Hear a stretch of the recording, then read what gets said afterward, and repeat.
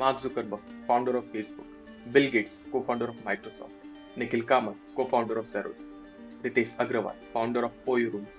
क्या आप जानते हैं इन सब फेमस पर्सनालिटीज में कॉमन क्या है? हाँ, ये सब बिलियनियर्स हैं, लेकिन इसके अलावा भी एक चीज इन सबको हम सबसे अलग बनाती है, और वो ये कि ये लोग एक ऐसे ट्रैप से बाहर निकलने में कामयाब हुए जिसमें हम आप जैसे लोग फंसे, और शायद आगे भी फंसते रहेंगे। कहानी की शुरुआत होती है 1806 में, जहां प्रशियन आर्मी को बहुत गंदे तरीके से डिफीट मिलती है नेपोलियन की आर्मी से। और रीजन, वैसे तो इस भयंकर डिफीट के बहुत सारे रीजंस, जैसे कि outdated military system, over confidence, less number of soldiers. Napoleon 1,80,000 soldiers थे उनके पास, जबकि प्रशिया के पास 1,30,000।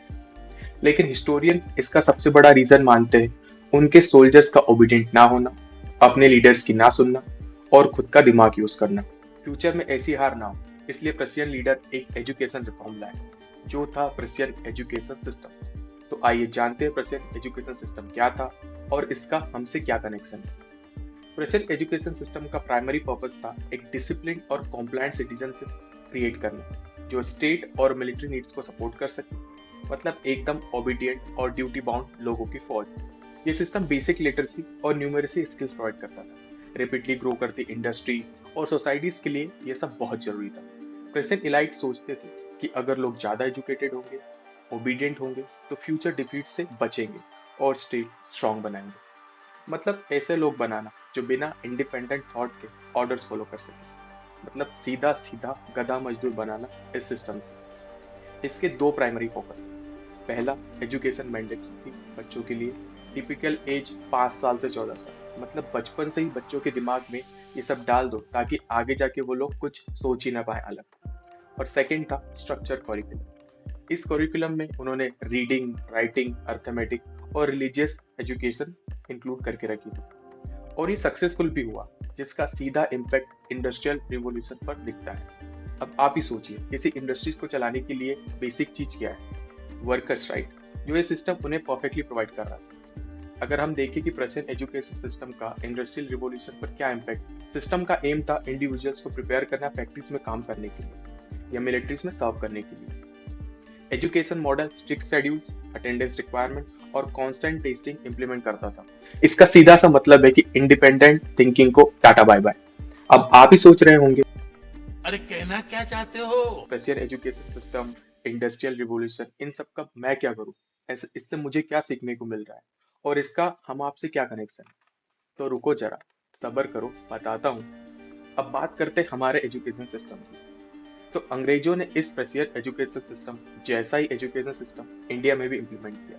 अब ये कैसे हुआ और इसका इम्पैक्ट क्या था, ये जानने के लिए वीडियो में बने।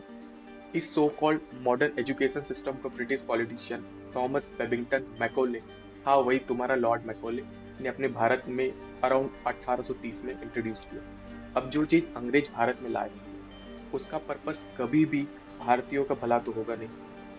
इन शॉर्ट, इस इंग्लिश एजुकेशन सिस्टम का बेसिक पर्पस था गुलाम लोग बनाना जो तन से भारतीय हुए, लेकिन मन, सोच और दिमाग से एकदम अंग्रेजों के गुलाम हो। और इसका उन्हें बहुत फायदा हुआ, क्योंकि कुछ सालों में ही अंग्रेजों ने एक ऐसे इंडियंस की फौज तैयार कर ली जो उनकी गुलामी, उनकी सेवा करने को अपनी ड्यूटी मानने लगे। और अंग्रेजों ने इंडियंस का ही यूज किया इंडियंस को गुलाम बनाने के लिए। इमेजिन करो, अगर मैकोले आज होता तो शायद वो कह रहा होता, a single episode of good Netflix series is worth the whole native literature of India. Not kidding anymore. इस सब में गलती स्टूडेंट की भी नहीं है, हमारी सोसाइटी, पेरेंट्स और ये मिडिल क्लास का ट्रेंड। मिडिल क्लास फैमिलीज जो अक्सर हाई एजुकेशनल कॉस्ट और एक्सपेक्टेशन के साइकिल में फंस जाते हैं। क्वालिटी एजुकेशन दिलवाने का प्रेशर पेरेंट्स पर इतना होता है कि उन्हें डेट लेना पड़ता है, और जब एजुकेशन के बाद गारंटीड जॉब प्लेसमेंट नहीं मिलती, सिचुएशन और भी मुश्किल हो जाती है। जब सोसाइटल प्रेशर, एक्सपेक्टेशन और परसेप्शन ये होती है कि हायर एजुकेशन मतलब अपवर्ड मोबिलिटी का रास्ता, जबकि रियलिटी में ऐसा होता नहीं है। एक रियल लाइफ एग्जांपल देता हूँ। रवि एक इंजीनियरिंग कॉलेज का स्टूडेंट, उसने अपनी इंजीनियरिंग डिग्री लेने के लिए पेरेंट्स को बोला, तो उन्होंने उनकी सारी सेविंग्स खत्म कर दी जो उन्होंने पाई पाई करके इतने सालों में जोड़ा था। अब रवि की डिग्री कंप्लीट होती है, लेकिन 2 साल तक उसको कोई जॉब नहीं मिलती। अब आप सोचिए कि इस 2 साल में उस पर कितना प्रेशर आया होगा, सोसाइटी का, पेरेंट्स का और बैंक के लोन का। और ऐसे ही कितने ही एग्जाम्पल है मेरे पास। शायद आप लोगों के पास भी होंगे, आई एम श्योर। ये एग्जाम्पल दिखाते हैं कि कैसे मिडिल क्लास परिवारों के एजुकेशन और फाइनेंशियल प्रेशर के बीच बैलेंस बनाना पड़ता है। तो मेन इशू क्या है? मेन इशू है हमारा Indian education system. First, rote learning. Student को रट्टा मारना पड़ता है, क्योंकि रटोगे नहीं तो लिखोगे क्या। लेकिन प्रैक्टिकल नॉलेज और क्रिटिकल थिंकिंग की बहुत कमी है। Second, outdated curriculum. करिकुलम इतना आउटडेटेड है कि लगता है जैसे हम अभी भी 19th सेंचुरी में पढ़ रहे हैं या 19th सेंचुरी में जी रहे हैं। जब दुनिया एआई और रोबोटिक्स की बात कर रही है, हम अभी भी टाइपराइटर्स और टेलीग्राम पढ़ रहे हैं। अब बात करते हैं सॉल्यूशन। फर्स्ट है मेरे हिसाब से फोकस ऑन स्किल। आजकल की दुनिया में स्किल्स और डिग्री के बीच एक बड़ा डिबेट चल रहा है। बहुत से लोग समझते हैं कि डिग्री ज्यादा जरूरी है और बाकी को लगता है कि स्किल्स बहुत ज्यादा जरूरी है। पर मेरे हिसाब से स्किल्स पर फोकस करना बहुत ज्यादा इंपॉर्टेंट है।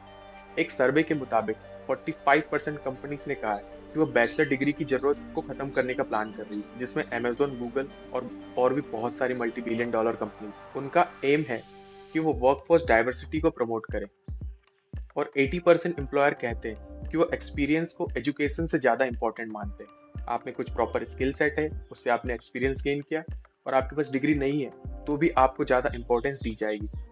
अब आप सोच रहे होंगे कि स्किल्स में क्या कर सकते हैं। बहुत सारी चीजें। आप एक बेसिक डिग्री कोई कर रहे हैं, एग्जाम्पल के लिए आप पीएचडी कर रहे हैं, उसके साथ आप एआई सीख सकते हैं यूट्यूब से। आप कोडिंग के बहुत सारे चैनल से उनसे कोडिंग सीख सकते हैं। आपको और सारी चीजें आती हो, आप यूट्यूब ट्राई कर सकते हैं।